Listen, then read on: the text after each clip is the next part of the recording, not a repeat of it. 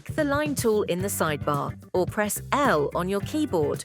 Click on the area of the canvas where you would like to start creating the line. Keep clicking and dragging until you reach the desired length, then release. Ugh, it's a wonky line. No one likes wonky lines. To remove the wonk, hold the Shift key while creating the line to constrain it to 45-degree angles. Let's add a splash of dash for cutting or tracing lines. Simply click the dashed line checkbox and adjust the values to create a line you love. Alternatively, select a pre-created line, tick the checkbox, and then adjust your dash properties. To add zigzags or wavy lines, click Insert Zigzag or Insert Wave.